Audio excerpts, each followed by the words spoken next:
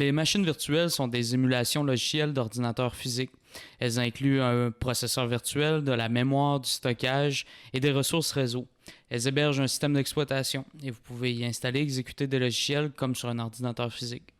Lorsque vous utilisez un client de bureau à distance, eh bien, vous pouvez utiliser et contrôler la machine virtuelle comme si vous étiez assis devant elle.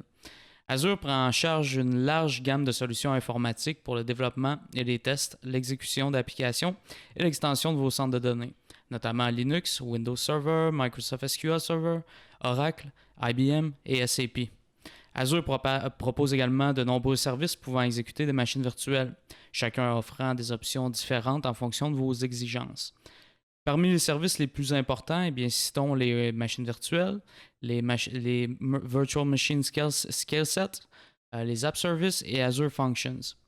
Donc, c'est un service informatique à la demande, une exécution d'applications cloud, c'est des ressources CPU, mémoire, réseau et système d'exploitation, et c'est Pay as you go, donc vous n'utilisez que l'utilisation. Voyons ensemble un peu chacun des services et décortiquons l'ensemble de Azure Compute. Les machines virtuelles Azure vous permettent de créer et d'utiliser des machines virtuelles dans le cloud.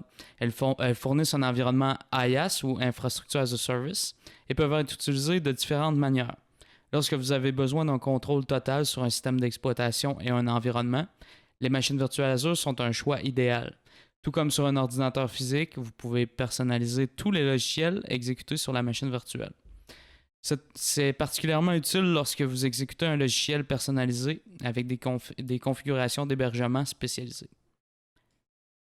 Les groupes de machines virtuelles, eh bien, les Virtual Machine Scale Set en anglais sont une ressource Azure Compute que vous pouvez utiliser pour déployer et gérer un ensemble de machines virtuelles identiques. Avec toutes les machines virtuelles configurées de la même manière, les groupes de machines virtuelles identiques sont conçus pour prendre en charge la véritable montée en charge automatique. Il n'y a aucune configuration ou provisionnement préalable des machines virtuelles qui est requis.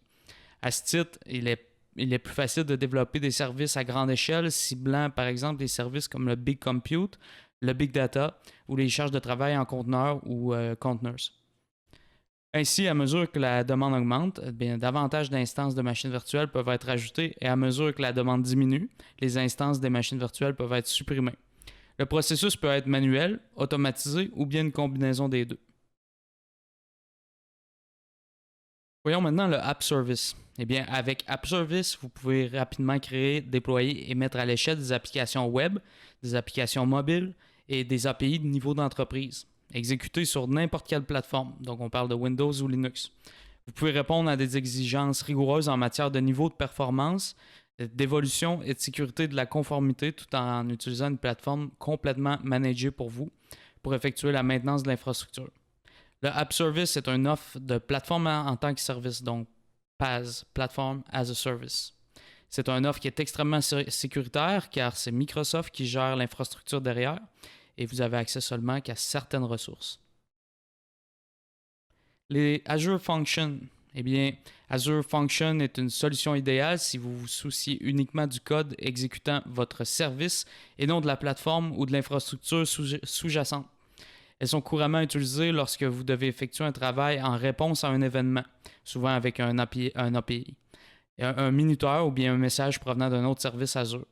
Et lorsque ce travail peut être effectué rapidement en quelques secondes ou moins, eh bien Azure Function devient le service idéal pour performer la tâche.